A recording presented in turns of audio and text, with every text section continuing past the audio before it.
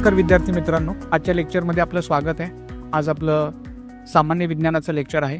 येणारी जी कंबाईन परीक्षा आहे, इनफॅक्ट इव्हन जी राज्यसेवा पूर्व परीक्षा पण येते आहे, त्याच्यासाठी आपण सायन्स विषयाची तयारी करणार आहोत। आपली फास्ट ट्रॅक रिव्हिजन आहे। आज आपण सायन्समध्ये जीवशास्त्र, बायोलॉजीमध्ये काही टॉपिक्स बघणार आहोत।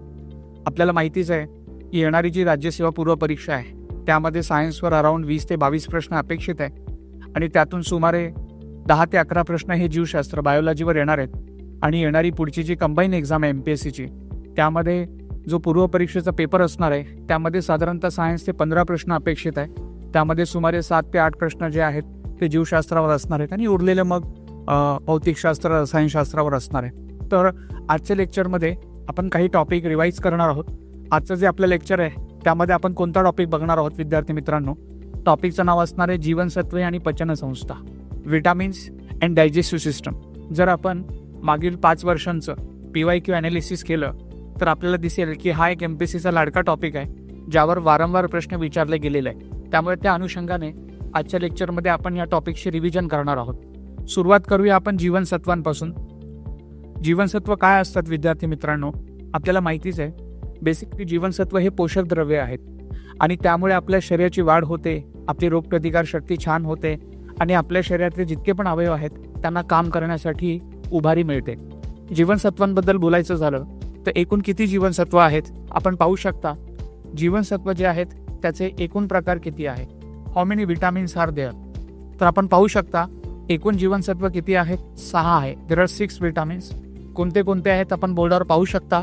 ते आहेत जीवनसत्व अ, ब, क, ड, ई आणि K. That is vitamin A, B, C, D आणि K। आता ही जी जीवनसत्व आहेत त्यांना शास्त्रज्ञांनी 2 गटामध्ये विभाजित केलेलं आहे। काही जीवनसत्वांना पाण्यात विरघळणारी म्हणजेच वॉटर सोल्युबल विटामिन्स म्हटलं जातं, ती 2 आहे, ती म्हणजे B आणि C। आणि काही जीवनसत्वांना मेदात विरघळणारी म्हणजे फॅट सोल्युबल म्हटलं जातं, ती 4 आहेत। ती कोणती आहेत? A, B, E आणि K।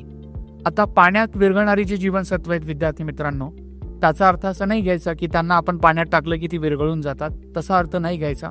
पाण्यात विरघळणारी जीवनसत्व ती असतात जी आपण गरजेपेक्षा जास्त खाल्ली तर शरीर त्यांचं रूपांतरण पाण्यात करतो आणि ती लघवीमार्फत बाहेर टाकली जातात।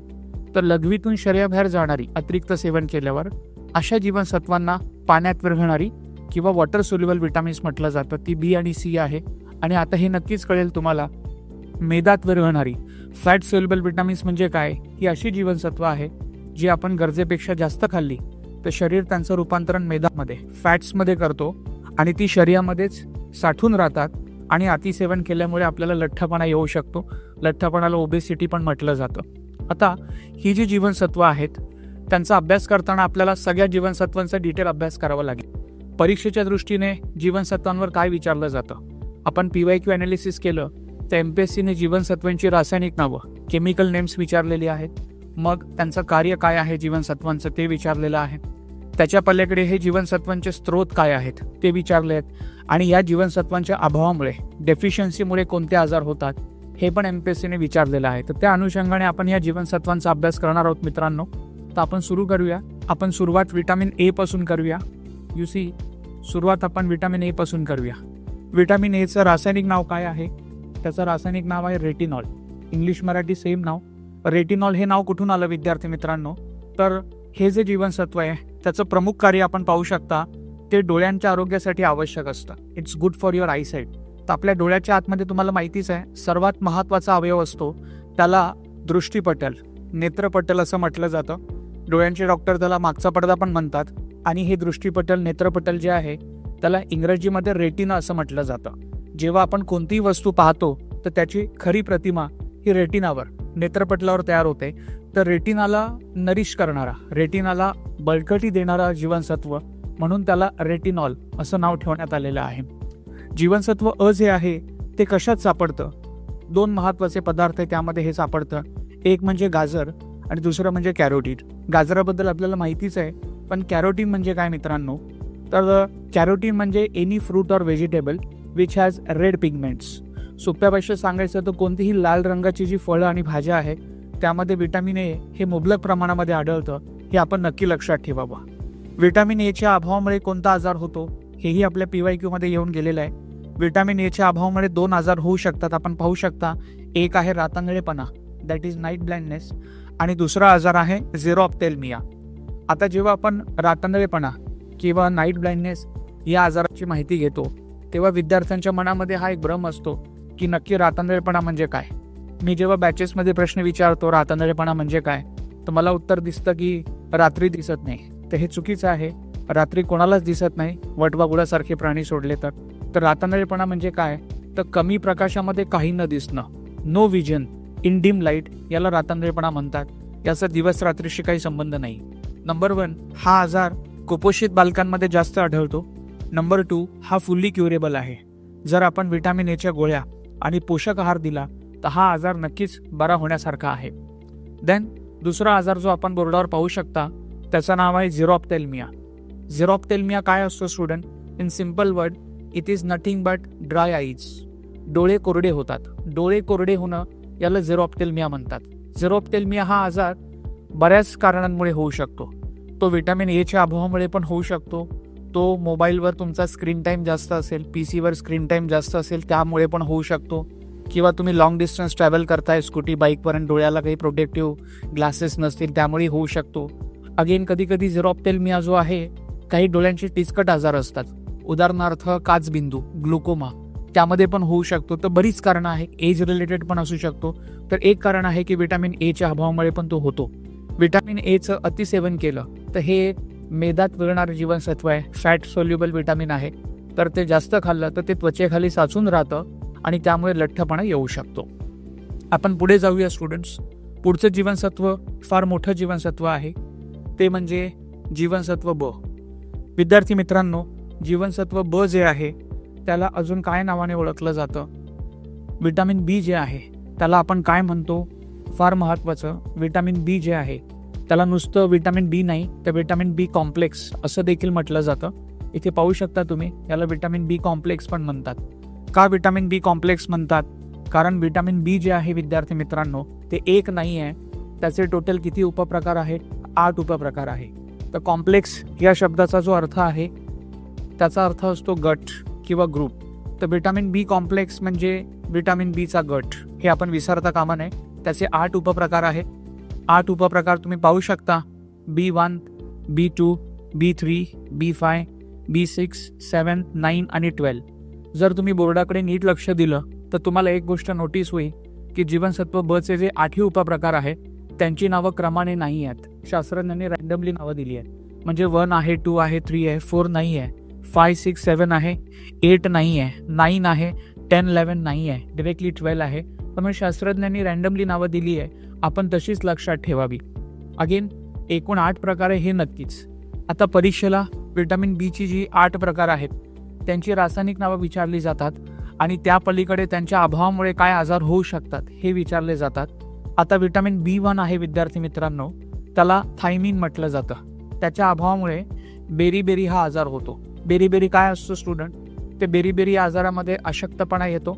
काही जणांची जी मज्जासंस्था आहे, नर्वस सिस्टम, ती नीट काम करत नाही.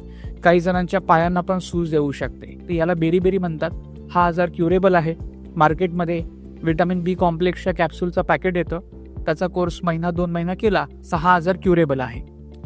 गोईंग अहेड, B2 त्याला आपण रायबोफ्लेविन असं म्हणतो. त्याच्या अभावामुळे चिलायटिस हा आजार होतो. काही जण याला चिलोसिस असं पण म्हणतात. चिलायटिस किंवा चिलोसिस काय असतो विद्यार्थ्यांनो? तर या आजारामध्ये आपल्या तोंडाचा हा जो भाग आहे, आपल्या होटांचा जो बॉर्डर एरिया आहे, तिथे जखमा होतात. गावाकडे बरेच जण इथे तोंडाला जखमा झाले की तोंडाला जर आलं किंवा ज्वर आलं असं म्हणतात. तर तो हा प्रकार आहे. अजून तुम्ही यालाही असं म्हणू शकता की it is nothing but a mouth ulcer. तोंड येणं ज्याला आपण म्हणतो, की जिभेला फोड येणं किंवा काही खात असताना आपल्याला जिभेला चरचरणं, जोमणं, हे यामुळे होतं. तर तुम्हाला वारंवार तोंड येतं आहे, you are having frequent mouth ulcer, तर तुमच्या शरीरामध्ये विटॅमिन बीचा अभाव आहे. विटॅमिन बी कशात असतं ते आपण डिस्कस करूयाच.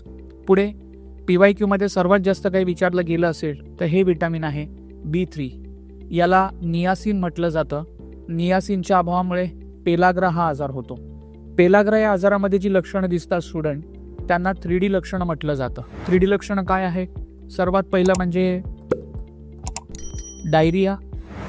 दुसरं लक्षण आहे ते म्हणजे डिमेन्शिया. आणि तिसरं लक्षण आहे ते म्हणजे डर्मटायटिस. हे काय आहे तर पेलाग्रामध्ये डायरिया होतो. डायरिया म्हणजे अपचन, खाल्लेलं अन्न पचत नाही. दुसरं पेलाग्रा आजारामध्ये डिमेन्शिया होतो. डिमेन्शिया म्हणजे स्मृती जाते, ज्याला आपण मेमरी लॉस म्हणतो. आणि तिसरं आहे डर्मटायटिस. डर्मटायटिसमध्ये त्वचेवर चट्टे येतात, रेड कलरचे रॅशेस येतात. तर त्वचेवर चट्टे आलेले आहेत, स्मृती गेलेली आहे किंवा कमजोर झालेली आहे, अन्न पचत नाही आहे, तर त्याला पेलाग्रा म्हणतात. हा आजार क्युरेबल आहे. नेक्स्ट B5, याला पॅन्टोथेनिक ॲसिड किंवा पॅन्टोथेनिक आम्ल म्हटलं जातं. याच्या अभावामुळे दाह किंवा इन्फ्लेमेशन होतो, यामुळे शरीराला सूज येऊ शकते. अगेन पुढे आहे B6, याला पायरिडॉक्सिन म्हणतात. त्याच्या अभावामुळे रक्तक्षय किंवा इंग्लिशमध्ये आपण रक्तक्षयाला मुलांनो ॲनिमिया असं म्हणतो. रक्तक्षय ॲनिमिया काय असतो विद्यार्थी मित्रांनो, तर ॲनिमिया या आजारामध्ये रक्तामध्ये तांबड्या पेशी, रेड ब्लड सेल्स यांची संख्या कमी होते. तांबड्या पेशी कमी असल्यामुळे रक्तामध्ये हिमोग्लोबिन हे प्रथिन किंवा प्रोटीन कमी तयार होतं. आणि हिमोग्लोबिन कमी असल्यामुळे रक्तामध्ये ऑक्सिजनचं प्रमाण कमी असतं. रक्तामध्ये तांबड्या पेशी, हिमोग्लोबिन कमी असणं, यामुळे ऑक्सिजनची कमतरता, याला रक्तक्षय म्हणतात. ज्या व्यक्तीला रक्तक्षय ॲनिमिया हा आजार आहे, त्याने थोडंसं काम केलं की त्याला लगेच थकवा येतो. भारताचा विचार करता हा आजार भारतातल्या महिलांमध्ये जास्त आढळतो. अत्यंत महत्त्वाची माहिती आहे की भारतामध्ये 52% जास्त महिलांना रक्तक्षय आहे. हा आजार दोन पोषक आहारांच्या कमतरतेमुळे होण्याची शक्यता जास्त असते. एक पोषक आहार आहे तो म्हणजे लोह, आयन, आणि दुसरा आहे जीवनसत्व ब. तर विटामिन B6 आणि आयन, लोह याच्या अभावामुळे हा होणारा आजार आहे. त्या पलीकडे पुन्हा एकदा B7, याला बायोटीन म्हटलं जातं. केस गळती होते अभावामुळे, हेअरफॉल. B9, फॉलिक आम्ल, फॉलिक ॲसिड, त्यामुळे पुन्हा एकदा ॲनेमिया, रक्तक्षय होतो. B12, सायनोकोबॅलोमिन म्हटलं जातं. स्टुडंट, B12चं नाव सायनोकोबॅलोमिन आहे. त्यामध्ये हा शब्द आपण पाहू शकता कोबॅलो. तर या जीवनसत्वामध्ये कोबाल्ट नावाचं खनिज क्षार, मिनरल असतं, म्हणून कोबॅलो हा शब्द इथे आलेला आहे. याच्या अभावामुळे पण रक्तक्षय, ॲनेमिया होऊ शकतो. विटामिन बी बद्दल एक इंटरेस्टिंग फॅक्ट आहे की विटामिन बी हे व्हेजिटेरियन फूडमध्ये, शाकाहारी जेवणामध्ये जास्त सापडत नाही. हे मांसाहारामध्ये, नॉनव्हेजमध्ये जास्त सापडणारं आहे. हे नक्कीच मांस आहे, अंडी आहे, मासे आहे, त्यामध्ये सापडतं. जर शाकाहारी अन्न पाहिलं तर विटामिन बीचा एकच स्रोत आहे, तो म्हणजे दुग्धजन्य पदार्थ, डेअरी प्रॉडक्ट्स. आणि दुग्धजन्य पदार्थामध्ये पण दहीमध्ये विटामिन बी सर्वात जास्त असतं. ईश्वराची ही पण कृपा आहे की जीवनसत्व बचे 8 प्रकार जरी असले तरी देखील 8 प्रकारांसाठी 8 वेगवेगळे जेवण नाही घ्यावे लागत, की यामध्ये B1, त्यामध्ये B2, यामध्ये B3. विटामिन बी एका जागीच मिळून जातं, एकाच आहारात मिळून जातं. उदाहरणार्थ, जर आपण एक उकडलेलं अंड, बॉइल्ड एग खाल्लं, पूर्ण खायचं, व्हाईट अँड येलो पोर्शन, तर त्यामध्ये विटामिन बीचे 8 प्रकार असतात. दही, एक छोटा बाउल दही खाल्ला तर त्यामध्ये विटामिन बीचे सगळे उपप्रकार आपणास मिळतात. जीवनसत्व ब हे पाण्यात विरघळणारं, वॉटर सोल्युबल आहे, त्यामुळे त्याचं अतिसेवन केलं तरी काही शरीराला त्रास होत नाही, ते लघवीमार्फत निघून जातं. तर अशा प्रकारे हे विटामिन बीचे 8 उपप्रकार आपण अभ्यासले स्टुडंट. आता आपण पुढच्या जीवनसत्वाकडे जाऊया. पुढचं जीवनसत्व आहे विद्यार्थी मित्रांनो, ते आहे विटामिन सी. विटामिन सी जीवनसत्व क जे आहे त्याचं रासायनिक नाव आपण पाहू शकता. याला ॲस्कॉर्बिक आम्ल असं म्हटलं जातं, ॲस्कॉर्बिक ॲसिड म्हटलं जातं. आपण विटामिन सीला सगळ्या जीवनसत्वांचा राजा, किंग ऑफ ऑल विटामिन्स असं म्हणू शकतो, कारण विटामिन सी एक महत्त्वाचं कार्य बजावतो. विटामिन सी काय करतो स्टुडंट, तर विटामिन सी जो आहे तो आपल्याला रोगप्रतिकार शक्ती देतो, हे आपण लक्षात ठेवायचं आहे. तर रोगप्रतिकार शक्ती देणारं जीवनसत्व जर काय असेल तर ते नक्कीच विटामिन सी आहे.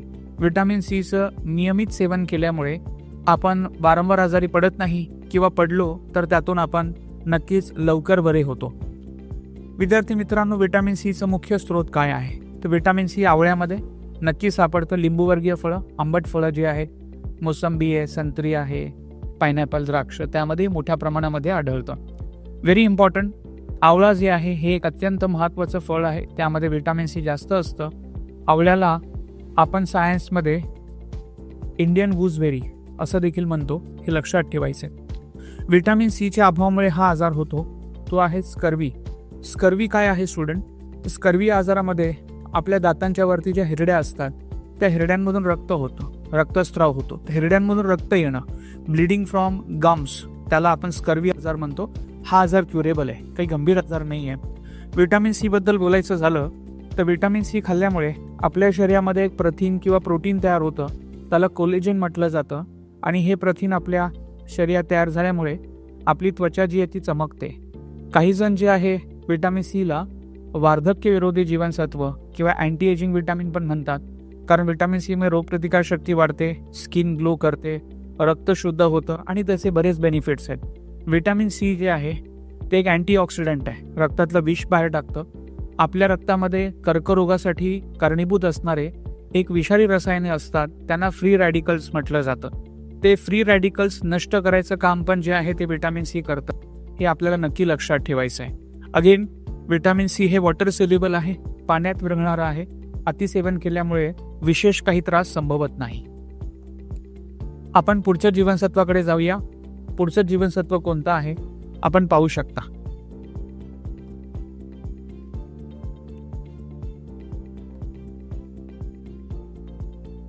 पुढचं जीवनसत्व आहे जीवनसत्व ड, व्हिटॅमिन डी. स्टुडंट्स, व्हिटॅमिन डीचं रासायनिक नाव हे कॅल्सिफेरॉल हे आहे, हे आपण नक्की लक्षात ठेवावं. व्हिटॅमिन डीचे 2 उपप्रकार आहेत, D2 आणि D3. वैज्ञानिकांनी रँडमली नावं दिली आहे. D1 नाही आहे, D4 नाही आहे, डायरेक्टली D2 आणि D3. D2ला एर्गो कॅल्सिफेरॉल असं म्हटलं जातं आणि D3ला कोल कॅल्सिफेरॉल असं म्हटलं जातं.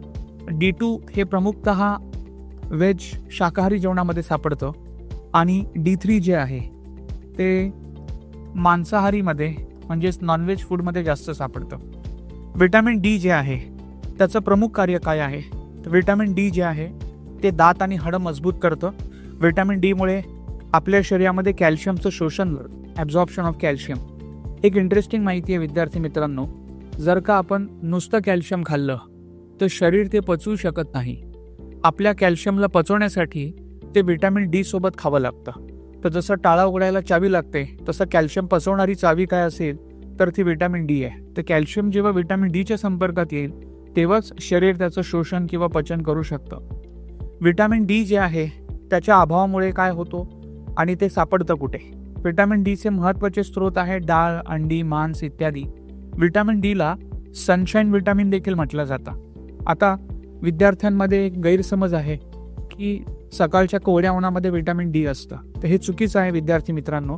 व्हिटॅमिन डी ते जीवनसत्व आहे ते शरीर स्वतःच तयार करतं. कसं तयार करतं तर ही आपली त्वचा आहे. सकाळी कोवळ्या उन्हामध्ये तुम्ही बाहेर निघाले 7 ते 9च्या मध्ये, हा सूर्य आहे, तो सूर्यप्रकाश आपल्या स्किनवर पडतो. आपल्या स्किनच्या खाली एक रसायन असतं, प्रथिन असतं, त्याचं नाव आहे 7-DHC. 7-DHC म्हणजे 7 डिहायड्रो कोलेस्ट्रॉल. तर तुमच्या माझ्या सगळ्यांच्या स्किन खाली हे रसायन आहे, हे प्रथिन आहे 7-DHC. आणि जेव्हा आपल्या स्किनवर सूर्यप्रकाश पडतो तर सगळ्यांना माहिती आहे सूर्यामध्ये अतिनील किरण असतात, त्यांना आपण UV रेज, अल्ट्राव्हायोलेट रेज पण म्हणतो. UV रेजचे पण 3 प्रकार असतात विद्यार्थी मित्रांनो. कोणते असतात? UVA किरण, UVB किरण आणि UVC किरण. तर सकाळच्या कोवळ्या उन्हामध्ये हे UV किरण अत्यंत मुबलक प्रमाणात असतात. त्यांचं नाव आहे UVB, अल्ट्राव्हायोलेट बी किरण. जेव्हा अल्ट्राव्हायोलेट बी किरण आपल्या त्वचेमध्ये पडतात ते त्वचेला भेदून आत जातात आणि त्वचेच्या आतमध्ये ते रसायन आहे 7-DHC ते UVB किरणांनाच कशामध्ये सिंथेसाइज करतो, त्याचं कशात संश्लेषण करतो? व्हिटॅमिन डी मध्ये. तर सूर्यप्रकाशामध्ये व्हिटॅमिन डी नाही आहे. सूर्यप्रकाश आपल्या शरीराला व्हिटॅमिन डी तयार करण्यासाठी कच्चा माल पाठवतो आहे. कच्च्या मालाचं नाव आहे UVB किरण. ते स्किनच्या आत गेले तर स्किनच्या खाली जे 7-DHC रसायन आहे ते त्याला व्हिटॅमिन डी मध्ये सिंथेसाइज करतं, संश्लेषित करतं आणि त्यामुळे मग व्हिटॅमिन डी जे आहे ते आपल्या शरीरामध्येच तयार होतं. व्हिटॅमिन डी जे आहे त्याच्या अभावामुळे हा आजार होऊ शकतो. आपण पाहू शकता आजाराचं नाव आहे मुर्दूस. इंग्लिशमध्ये त्याला आपण रिकेट्स म्हणतो. मुर्दूस काय आहे माहिती आहे का आपल्याला? मुर्दूस हा आजार जो आहे हा लहान मुलांमध्ये सापडणारा कुपोषण, मॅलन्यूट्रिशनचा प्रकार आहे. आपण शाळेच्या पुस्तकामध्ये सायन्सच्या त्या रडक्या बाळाचे चित्र पाहिलं असेल, त्याचे पोट फुगलेलं असतं आणि हातपाय असे बारीक झालेले असतात, तर त्याला मुर्दूस म्हटलं जातं. हा एक प्रकारचा व्हिटॅमिन डीच्या अभावामुळे येणारा कुपोषण आहे, मॅलन्यूट्रिशन आहे, तो क्युरेबल आहे. व्हिटॅमिन डी मित्रांनो फॅट सोल्युबल आहे, मेदात मिळणारा आहे. त्याचं अतिसेवन केल्यास आपल्याला लठ्ठपणा देखील येऊ शकतो. व्हिटॅमिन डी ची मुबलक माहिती आपण घेतलीच आहे. आपण पुढच्या जीवनसत्वाकडे जाऊया. पुढचं जीवनसत्व आपण पाहू शकता स्टुडंट, ते आहे व्हिटॅमिन ई, जीवनसत्व ई. सुरुवात इथून करूया. व्हिटॅमिन ईचं रासायनिक नाव काय आहे? व्हिटॅमिन ईचं रासायनिक नाव आहे ते म्हणजे टोकोफेरॉल. व्हिटॅमिन ई का खावं? व्हिटॅमिन ईची 2 कार्य आहेत विद्यार्थी मित्रांनो. एक म्हणजे व्हिटॅमिन ई खाल्ल्यामुळे पण आपली त्वचा ग्लो करते, त्वचेला चकाकी येते. इनफॅक्ट तुम्ही बरेचसे कॉस्मेटिक प्रॉडक्ट बघा, त्याच्यावर लिहिलेलं असतं ह्यात व्हिटॅमिन ई आहे म्हणून. तर त्वचेसाठी व्हिटॅमिन ई फार चांगलं असतं. आणि त्वचेव्यतिरिक्त व्हिटॅमिन ई जे आहे ते यकृतासाठी, लिव्हरसाठी पण चांगलं असतं. यकृत आपल्या शरीरातला एक महत्त्वाचा अवयव आहे. यकृत आपल्या पोटामध्ये उजव्या बाजूला राईट साईडला असतो. यकृत दिवसाला 500 पेक्षा जास्त कामं करतो. यकृताला बिझिएस्ट ऑर्गन इन बॉडी असं म्हटलं जातं. साधारणतः आपलं यकृत, लिव्हर जे आहे साधारणतः असं दिसतं. हे लिव्हर, बिझिएस्ट ऑर्गन जे आहे, आपल्या शरीरातली सर्वात मोठी ग्रंथी आहे, त्याचं काम नीट चालावं यासाठी आपण व्हिटॅमिन ई घ्यायला पाहिजे. Very important. व्हिटॅमिन ई हे ऊस, शेंगदाणा, बदाम या सगळ्या पदार्थांमध्ये सापडतं. व्हिटॅमिन ईच्या अभावामुळे वांसपणा, इनफर्टिलिटी हा आजार होतो, परंतु हा काही गंभीर आजार नाही आहे. आजकाल त्याच्यावर बरंचसं ट्रीटमेंट आलंय आणि हा कॉमन आजार पण नाही आहे, हेही लक्षात ठेवायचं आहे. व्हिटॅमिन ई जे आहे फॅट सोल्युबल आहे, मेदात विरघळणारं आहे.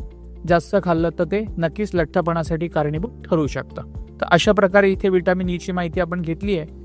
आता आपण शेवटच्या जीवनसत्वाकडे जाऊया. विद्यार्थी मित्रांनो, शेवटचं जीवनसत्व आहे ते आहे व्हिटॅमिन के. PYQ मध्ये याच्यावर पण प्रश्न आलेला आहे. व्हिटॅमिन केचं रासायनिक नाव काय आहे? तर आपण बोर्डावर पाहू शकता. व्हिटॅमिन केला फिलोक्विनॉन असं म्हटलं जातं. व्हिटॅमिन के जे आहे ते का खायचं? व्हिटॅमिन के खाल्ल्यामुळे आपल्या शरीरामध्ये एक प्रोटीन तयार होतं, एक रसायन तयार होतं, त्याला आपण प्रोथ्रोम्बिन असं म्हणतो. प्रोथ्रोम्बिन हे रसायन, हे प्रथिन कशासाठी कामाला येतं? हे रक्तस्राव थांबवायला, ब्लिडिंग स्टॉप करायला कामाला येतं. रक्तस्राव थांबण्याची जी प्रक्रिया आहे त्याला सायन्समध्ये कोआगुलेशन असं देखील म्हटलं जातं. आपण अनुभवलं असेल स्टुडंट की जेव्हाही आपल्याला कुठे जखम होते तर आधी 2 मिनिटं पातळ रक्त बाहेर येतं आणि 2 मिनिटानंतर हळूहळू त्या जखमेतलं रक्त घट्ट व्हायला लागतं आणि बऱ्यापैकी 5-10 मिनिटानंतर रक्त ब्लिडिंग बऱ्यापैकी स्टॉप होतं. तर त्याचं हे कारण आहे की जेव्हाही तुम्ही व्हिटॅमिन केचं सेवन करता तर तुमच्या रक्तामध्ये ते प्रोथ्रोम्बिन रसायन, प्रोटीन तयार होतं. ते एरवी रक्तामध्ये पडून असतं, काही करत नाही.